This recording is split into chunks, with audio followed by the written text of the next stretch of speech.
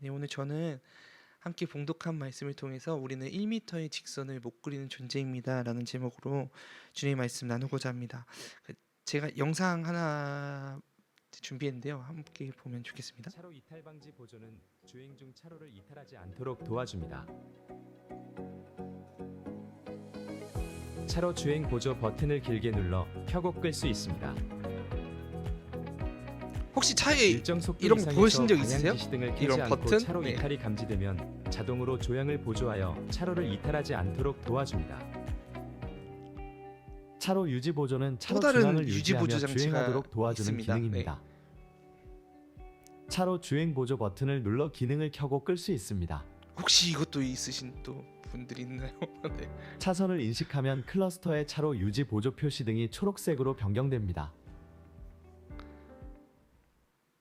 제가 이제 한국에서 이제 차를 운전하면서 이 두 가지 버튼이 있는 거예요. 둘 다 이제 차를 조향해 주는데 이제 도움을 주더라고요. 근데 이 두 개 차이점을 이제 제가 못 느끼겠는 거예요. 다 둘 다 혹시 아세요? 저는 이걸 이 개념에 대해서 이해하는데 좀 꽤 시간이 걸렸거든요. 둘 다 조향을 해주는데 차로 유지를 해주는데 뭐가 다른지를 이제 모르겠더라고요. 혹시 아시나요? 아시면 이제 네, 네? 처음 보셨어요? 네. 그럼 제가 오늘 또 설교할 또 이유가 한 가지 생겼습니다. 네. 이따가 제가 이 또 설명을 드리고 오늘 우리는 이제 창세기 2장에 이제 하나님께서 처음으로 사람에게 이제 배필을 주시는 장면 앞에 서 있습니다. 우리가 이 결혼 생활 속에서 겪는 감정과 고난과 오해와 갈등을 이해하기 위해서는 이제 하나님께서 처음 결혼을 어떻게 설계하셨는가를 우리가 잠깐 살펴보면 좋겠습니다. 그리고 그 설계의 핵심인 한 단어가 바로 에제르 케네그도라고 하는 단어입니다. 우리가 잘 알고 있는 이제 돕는 배필이죠. 또 이제 많은 분들이 또 어머니 학교 다 하셨잖아요, 그렇죠? 대부분 하셔가지고 잘 알고 계실 거예요. 너무 좋은 프로그램인 어머니 학교. 네, 제 아내도 이번에 해가지고 너무 행복한 또 몇 주를 보냈습니다. 네, 하나님께서 이제 에제르 케네그도 즉 이제 돕는 배필을 주셨다는 사실은 결혼 초기에만 우리에게 필요한 개념이 아닙니다. 우리는 결혼의 여러 시기, 부부의 다양한 생애 주기 그리고 가정 안의 여러 계절 속에서 이 원리를 새롭게 경험하게 됩니다. 다시 말해서 어떠한 때가 되어야 비로소 하나님이 왜 나에게 이 배우자를 주셨는지, 왜 나와 이렇게 다른 특징을 가진 사람을 나에게 보내주셨는지 깨닫게 되는 순간이 찾아온다라는 것이죠. 그때는 바로 내 방식이 통하지 않을 때입니다. 많은 부부가 결혼 초기에는 이런 말을 합니다. 저 사람 왜 이렇게 나랑 다를까? 저도 얘기 안 하겠습니다. 처음엔 잘 맞는 것 같았는데 이제 결혼 생활이 조금 지나면 이제 차이가 드러나기 시작하죠. 한 사람은 이제 즉각적인 이제 해결을 원하는데 다른 사람은 좀 시간을 두고 기다리는 유형. 한 사람은 이제 감정적으로 먼저 반응하고 어떤 사람은 논리적으로 이제 반응하는 배우자가 있습니다. 어떤 한 사람은 말을 많이 하고 어떤 한 사람은 말을 좀 적게 하는 성향을 갖기도 합니다. 어떤 한 사람은 교회 일에 적극적이기도 한데 다른 한 사람은 조용히 그냥 묵묵히 돕는 스타일입니다. 이 다름이 드러나는 그때 우리는 비로소 깨닫습니다. 하나님께서 우리에게 이 배우자를 허락하신 사실을요. 또 내 마음이 흔들릴 때 우리는 그때에 대해서 생각해 볼 수 있습니다. 우리가 이제 감정적으로 요동치고 흔들릴 때가 있죠. 막 육아하면서 스트레스가 막 쌓일 때, 또 이제 배우자와 대화하면서 좀 막힐 때, 경제적으로 부담이 찾아올 때, 신앙적으로 침체가 찾아올 때, 때로는 이제 관계에서 우리가 문제가 발견됐을 때 하나님께서는 바로 그때 돕는 배필의 새로운 시선을 통해서 우리를 붙들어 주십니다. 나의 감정은 무너져 있는데 배필은 차분하게 현실을 보게 합니다. 내가 조급할 때 배필은 느긋하게 방향을 다시 잡아줍니다. 내가 실망할 때 배필은 한 걸음 물러서서 안정시키려 합니다. 이 다름의 도움은 내가 흔들릴 때 가장 강력하게 작동한다라는 것이죠. 바로 그때 하나님은 배우자를 통해서 우리를 연단하고 세우십니다. 또 내가 배우자를 마음대로 판단하려 할 때입니다. 오늘 설교 제목 이제 보셨는지 모르겠는데 우리는 1m의 직선도 기준 없이 그릴 수 없는 존재죠. 제가 이 설교 제목을 하면서 10cm라고 하면 왠지 그리실 수 있을 것 같아가지고 50cm라고 하면 그리실 수 있다고 하면 또 안 되니까 1m라고 했어요. 1m는 못 그리시죠? 직선으로, 네, 그죠? 곡선으로 그렇게 1m는 어렵잖아요, 그렇죠? 우리는 1m도 이제 직선으로 못 그리는 존재죠. 그런데 우리는 그렇게 하지 못하면서 우리의 배우자의 삶은 너무 쉽게 그냥 단정해 버릴 때가 있어요. 왜 저럴까? 왜 내 방식대로 하지 않을까? 왜 변화가 없을까? 왜 내 마음을 몰라줄까? 바로 이 판단의 순간이 우리는 스스로 한계를 깨달아야 할 때라는 것이죠. 하나님은 이렇게 그때 말씀하십니다. 너는 기준이 아니다. 기준은 바로 하나님이다. 그래서 내 앞에 에제르 케네그도를 붙여두었다. 우리가 배우자를 판단하려는 순간이 바로 우리가 하나님 앞에서 다시 낮아져야 할 때입니다. 우리는 그런 돕는 배필 에제르 케네그도를 위해서 어떻게 기도하고 있습니까? 우리는 맞서는 순간을 기도의 순간으로 전환하는 연습이 필요합니다. 부부는 서로 다르기 때문에 이제 충돌이 생기죠. 감정이 솟고 마음이 서운해질 때가 있습니다. 그런데 바로 그때 그 순간이 바로 하나님께서 우리의 영혼을 기도의 자리로 초청하시는 순간입니다. 어떻게 기도할지의 첫걸음은 부딪히는 순간을 하나님께로 향하는 순간으로 바꾸는 연습을 해보십시오. 예를 들면 배우자가 이해되지 않는 말을 했을 때 막 이렇게 올라오실 거예요, 그죠? 네? 그럴 때 이제 기도해 보시죠. 그리고 성격 차이가 크게 느껴질 때 기도하시는 겁니다. 대화가 막히고 감정이 상할 때, 또 배우자의 부족함이 도드라져 보일 때, 이때 보통 우리는 판단하고 비교하고 실망할지도 몰라요. 그런데 여기에 한 가지 영적인 선택을 더하면 흐름이 바뀌기 시작합니다. 판단으로 흐르던 마음을 바로 중보의 자리로 바꾸는 것이죠. 하나님, 제 마음이 힘듭니다. 이 감정 속에서 제가 배우자를 위해서 기도하게 해주십시오 라고 고백하면서 하나님의 기준으로 보게 해주십시오 라고 고백하는 저와 여러분이 되길 소망합니다. 그리고 우리는 또 이렇게 기도할 수 있습니다. 배우자의 부족함을 깨달을 때 나의 기준을 내려놓는 것이에요. 내 기준. 내 기준이잖아요. 내 기준. 우리는 아까 말씀드렸다시피 1m의 직선도 못 그리는 존재예요.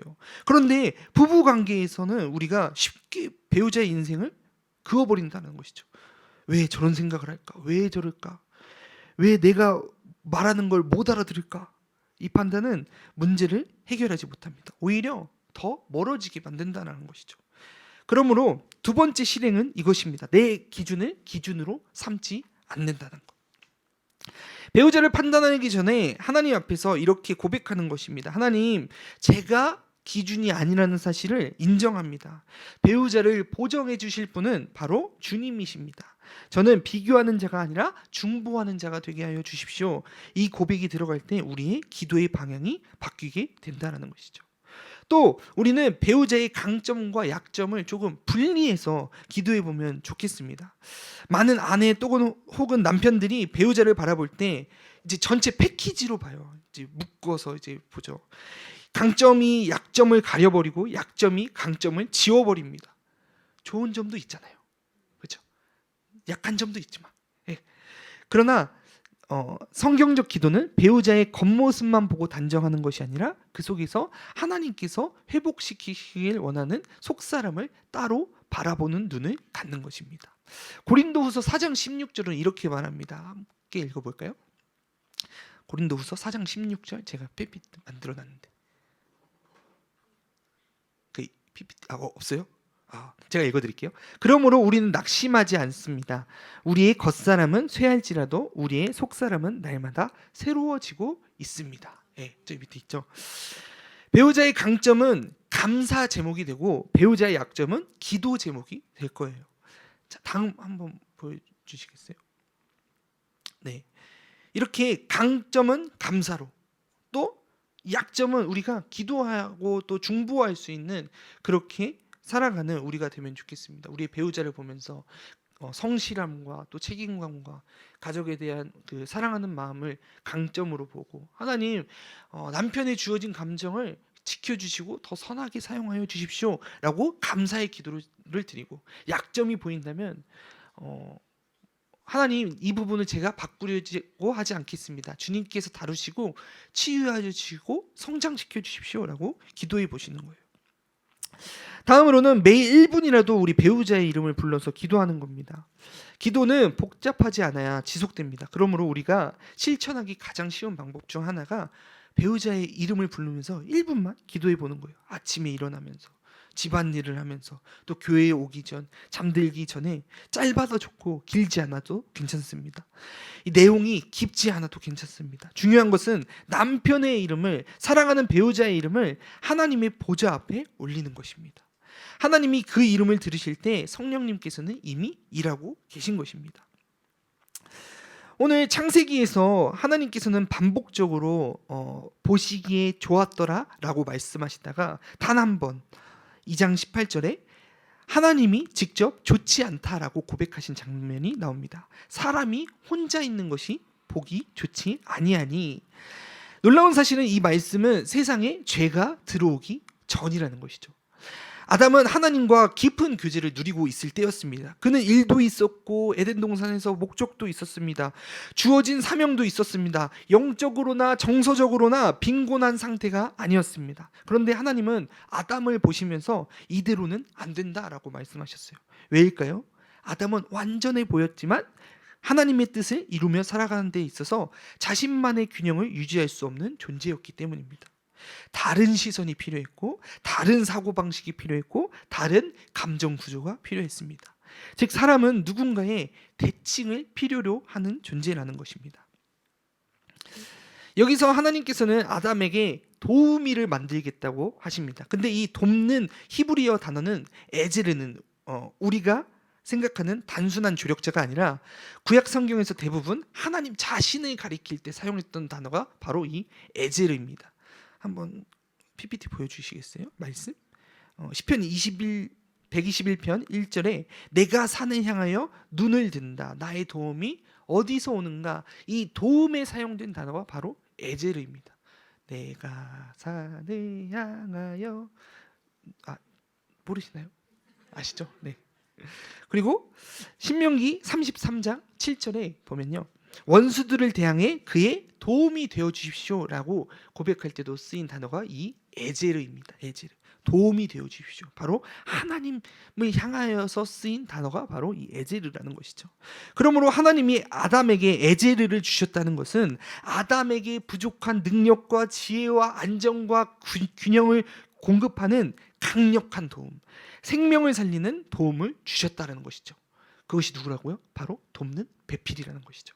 즉 아내는 남편의 부속품이 아니라 하나님이 세우신 생명적 구원적 도움을 가리키고 있다는 것이죠. 이 도움은 수능이 아니라 대항입니다. 제가 오늘 이것을 이야기하기 위해서 지금까지 말씀드렸습니다. 오늘 제가 중요하게 여기는 단어가 바로 이 케네그도입니다. 케네그도. 에제르 케네그도, 돕는 배필이라고 써 있잖아요. 나에게 도움인데 어떤 도움이냐면 바로 대항하는 도움이에요. 대항하는 도움. 다음 PPT 한번 보여주시겠어요? 이 히브리어를 보면요, 위에 있는 케네그도라는 단어를 이렇게 분리해서 봤습니다. 전치사 케와 네게드라는 단어인데 이 네게드가 무슨 뜻이 있냐면 against라는 단어가 있어요. 대항하는 자, 뭐뭇을 대항하여, 이런 뜻이 담겨져 있다는 것이죠. 그러니까 어떻게 생각해 보면 사실 부부가 대항하는 건 좀 자연스러울 수 있다. 좀 자연스러울 수 있다. 서로 좀 이렇게 다투고 의견이 충돌하는 게 자연스러울 수 있다 라고 생각하시면서 또 함께 말씀 나누면 좋겠습니다. 문자 그대로는 그의 맞은편에 서서 그와 대칭되게, 그를 향하여 마주 서는 자가 바로 에제르 케네그도라는 뜻입니다. 그가 선하면 그를 돕고 그가 악하면 그를 대항한다라고 유대교 랍비는 이 본문을 해석했는데요. 즉 배필은 필요할 때 맞서서 돕는 존재라는 것이죠. 이게 싸우라는 의미가 아닙니다. 알죠? 싸우라는 의미가 아니고요, 균형을 잡아주기 위해서 맞서주는 것이죠. 우리가 결혼을 하면서 겪는 차이와 부딪힘이 문제처럼 느껴지는 이유는 배필의 원래 기능을 오해하고 있기 때문입니다. 하나님은 아담에게 똑같은 존재, 그대로 이제 복사된 존재를 주시지 않으시고 아담에게 균형을 잡아줄 대칭적인 존재를 주셨다는 것이죠. 한 사람은 감정이 상하고 다른 한 사람은 논리가 강할 때가 있습니다. 한 사람은 속도가 빠르고 다른 한 사람은 천천히 생각할 수 있습니다. 한 사람은 당장 해결하려고 하고 다른 한 사람은 좀 더 기다리고 싶어 한다는 것이죠. 그러나 그 차이가 우리의 인격을 완성하고 가정의 균형을 유지하고 하나님의 뜻을 향해 걸어가게 하는 힘이라는 것이죠. 바로 그것이 케네그도의 기능입니다. 에제르 케네그도는 나에게 대항하는 도움입니다.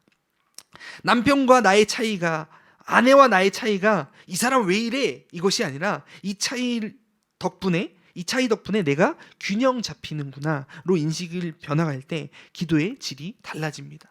차이는 하나님의 선물이면서 대칭은 가정을 위한 하나님의 보호 장치입니다. 그러므로 우리는 이렇게 기도해야 합니다. 하나님, 배우자와 저를 다르게 만들어 주신 것에 대해서 감사합니다. 저의 부족함과 어떠함을 보정해 줄 사람으로서 보내주신 것을 감사합니다. 대칭의 은혜를 깨닫게 하여 주시옵소서. 이 감사의 기도는 결혼의 영적 토양을 부드럽게 만들어 줍니다. 다음 사진 한번 보여주시겠어요?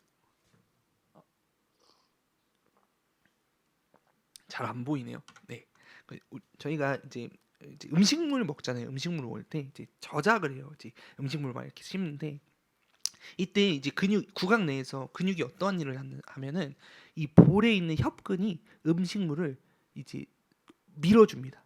이제 안쪽으로. 그리고 혀에 있는 근육이 음식물을 바깥쪽으로 밀어주면서 치아에 음식물이 씹혀요. 서로 다른 방향의 힘이 작동한다는 것이죠. 하나님께서 우리를 또 우리 구강을 그렇게 만들어 주셨어요. 서로 다른 힘에 의해서 이제 음식물을 조절하고 우리가 씹을 수 있게 되는 것이죠. 그러나 한쪽 힘이 작동하지 않으면 어떻게 될까요? 이렇게 막 흘러내리거나 아니면 이제 씹지 못하는 거죠. 이제 하나님은 이렇게 배우자를 통해서 반대의 힘을 작동하면서 우리에게 제공하시는 것이 있습니다. 창세기 본문 2장 18절에는 단순히 혼자 사는 것이 외롭다, 그래서 짝을 주셨다라는 그냥 감정적인 보완을 말하고 있는 것이 아닙니다. 이 본문은 하나님께서 남편과 아내를 만나게 하신 이유, 부부가 서로 대칭과 견제 속에서 성장하게 하신 이유, 왜 맞서 도와주는 에제르 케네그도라는 독특한 설계를 해주셨는지 구체적으로 드러내는 하나님의 행위가 이곳에 담겨 있는 것입니다. 하나님은 배우자를 통해서 우리의 시야를 교정하십니다. 하나님은 인간을 독립적으로 완성된 존재가 아니라 상호 의존적 존재로 만드셨습니다. 그 말은 곧 내 시야만으로는 진실을 온전히 볼 수 없다라는 것입니다. 그래서 하나님께서는 때때로 이 배우자를 통해서 이런 보정의 은혜를 주십니다. 내가 과속하려고 할 때 배우자가 속도를 줄이라고 말합니다. 내가 감정으로 움직이려고 할 때 배우자는 사실을 들여다보자고 이야기합니다. 내가 너무 마음이 막 강팍박해지고 완고해질 때 배우자는 한 걸음 물러나서 보라고 이야기해 줍니다. 이것은 단순한 잔소리가 아닙니다. 하나님이 설계하신 이 시야 교정의 구조라는 것이죠. 이것이 바로 케네그도, 바로 나에게 맞서 반대편에서 나를 보정해 주는 도움이라는 것입니다. 하나님의 일하심은 종종 내가 불편해하는 그 지점에서 가장 선명하게 드러납니다. 하나님은 배우자를 통해서 우리를 성숙하게 빚어가십니다. 결혼 생활이 힘든 이유는 이 두 개의 미완성된 존재가, 이 자아가 서로 부딪히기 때문입니다. 그러나 바로 그 부딪힘 속에서 하나님은 우리를 성장하게 하십니다. 조급한 사람은 인내를 배우고 지나치게 소극적인 사람은 용기를 배우고 쉽게 상처받는 사람은 견고함을 배우고 자기 중심적이던 사람은 배려를 배우게 됩니다. 아무도 스스로 이 교만의 벽을 넘지 못합니다. 아무도 혼자서 자기 성격의 모난 곳을 다듬지 못합니다. 아무도 자신의 연약함과 마주할 용기를 혼자 만들지 못합니다. 그래서 하나님께서는 우리 앞에 내가 미처 발견하지 못한 나의 모습을 비추어 주는 존재, 즉 돕는 배필을 우리에게 두신 것입니다. 결혼 생활에서 경험하는 갈등은 하나님께서 다듬으시는 성숙의 과정입니다. 갈등이 없는 부부는 부부는 성숙이 더딥니다. 갈등이 있는 부부는 성숙의 가능성이 큽니다. 왜냐하면 갈등은 주 안에서 해결한다면 성장을 향한 하나님의 초대장이기 때문입니다. 하나님은 배우자를 통해서 우리의 길을 계속해서 곧게 하십니다. 다음 한번 사진 보여주시겠어요? 아까 이제 저희가 이제 제가 도입에 보여드렸던 영상이죠. 저도 이것을 이해하는데 꽤 이제 시간이 걸렸어요. 이제 차선 이탈 방지는요. 네, 이제 차선을 차선 안으로 들어오게 하는 힘이에요. 차선 안으로 들어오게 하는 힘이고, 차선 유지 보조 저거 누르면요, 차선 밖으로 나가지 않는 힘이 작동하는 것이에요. 그러니까 두 개 다 차선을 유지하게 해주는데, 하나는 밖에서 안으로 넣어주는 힘이고, 하나는 이제 안에서 밖으로 나가지 않도록 밀어주는 힘이라는 것이죠. 차가 흔들릴 때 이 시스템은 다시 중심을 찾게 하고 이탈 방지 기능은 차의 방향성을 책임집니다. 두 힘은 서로 반대되는 것처럼 작동하지만 실제로는 차를 안전하게 하고 앞으로 나아가게 하는 동일한 목적을 갖고 있다는 것이죠. 우리의 결혼 생활도 동일합니다. 나는 오른쪽으로 치우치려 하고 배우자는 왼쪽으로 위험을 보며 보정합니다. 또는 반대로 배우자가 과감하게 나아갈 때 나는 속도를 줄이면서 균형을 찾습니다. 이 차이와 맞섬이 우리를 하나님의 목적지로 향하게 한다는 것이죠. 만약 부부 중 한 사람의 힘만 작동하면 가정은 반드시 한쪽으로 폭주하게 됩니다. 그러므로 하나님은 우리의 가정의 안정과 방향을 지키기 위해서 배우자의 반대편의 힘을 사용하신다는 것입니다. 이것은 배우자가 나를 방해하는 것이 아니라 하나님께서 우리를 보호하시는 방식이라는 것입니다. 오늘 본문의 핵심은 아담이 혼자 있을 때 좋지 않다라고 말씀하신 하나님의 마음입니다. 하나님은 우리가 스스로 감당할 수 없는 연약함을 서로 품게 설계하셨습니다. 그러기에 배우자와의 차이, 배우자의 단점, 배우자의 느린 변화는 우리를 정죄의 자리가 아니라 바로 기도의 자리로 초대하는 신호입니다. 그러면 우리는 배우자를 위해서 기도할 때 하나님께서는 우리에게 무엇을 약속하시는지 우리가 함께 나눠보고자 합니다. 앞서 우리는 우리의 배필이 누구인지, 또 언제 그 역할이 드러나는지, 하나님이 배우자를 통해서 무엇을 행하시는지, 그리고 우리가 어떻게 기도의 자리로 나아갈지를 나누었습니다. 그러면 이제 마지막으로 그렇게 하면 어떻게 되는가 함께 살펴보고자 합니다. 아내가 남편을 위해 기도하기 시작할 때 하나님은 그 가정과 아내의 마음과 남편의 영혼에 이러한 일들을 행하십니다. 첫 번째로 바로 하나님은 먼저 아내의 마음을 치유하십니다. 많은 아내들이 이렇게 고백합니다. 남편이 변하면 저도 좀 편해질 것 같습니다. 남편이 조금만 떳떳하면 좋겠습니다. 남편이 변해야 가정이 좋아집니다. 하지만 성경의 질서는 반대입니다. 하나님은 남편보다 아내의 마음에 손을 대신답니다. 왜냐하면 기도는 상대를 바꾸는 도구가 아니라 내 마음을 하나님께 여는 문이기 때문입니다. 남편이 변하기 전에 아내의 마음이 먼저 녹아지고 굳어있던 감정에 이 매듭이 풀리고 상처가 진정되고 눈이 밝아지고 영혼의 회복이 일어난다는 것입니다. 기도는 남편을 먼저 바꾸는 것이 아니라 나를 먼저 자녀답게 바꾸는 하나님의 방식이라는 것입니다. 그리고 하나님은 배우자의 속사람을 은밀히 일으키십니다. 아내의 기도는 남편의 겉모습을 당장 바꾸지는 않을 수 있습니다. 그러나 남편의 속사람에 하나님의 손길을 넣는 귀한 통로가 되어집니다. 아내의 말은 남편의 귀에 들어갔지만 아내의 기도는 남편의 영으로 들어갑니다. 배우자의 마음이 단단해 보일 때, 또 냉소적으로 보일 때, 무기력해 보일 때, 신앙이 없어 보일 때, 그때 기도는 배우자의 겉모습을 뚫고 들어가서 그의 속사람을 흔들고 깨어나게 하는 성령의 바람이 된다는 것이죠. 아내는 남편의 마음의 문을 두드릴 수는 있지만 하나님은 문 안으로 들어가실 수 있습니다. 이것이 바로 기도가 가진 결정적 능력입니다. 둘째로 하나님은 이 가정의 정서적 기후를 바꾸십니다. 한 사람의 영적 분위기가 바뀌어질 때 가정 안의 공기가 달라집니다. 특히 아내가 기도하기 시작하면 가정의 정서가 바뀌기 시작합니다. 말투가 달라지고요, 감정의 결이 부드러워지고 무거움이 줄어들고 평안이 흐르게 됩니다. 그리고 놀랍게도 남편은 그 변화를 가장 먼저 느끼는 사람입니다. 남편이 이렇게 말할 수 있습니다. 요즘 집이 왜 이렇게 따뜻하죠? 왜 이렇게 마음이 포근하죠? 평안합니다. 네. 왜 이렇게 대화가 잘 되죠? 네. 이것은 아내가 만든 변화가 아니라 하나님이 주신 변화라는 것입니다. 하나님의 평안은 가정의 공기를 바꿉니다. 그리고 하나님은 부부의 대칭 구조를 건강하게 회복시키십니다.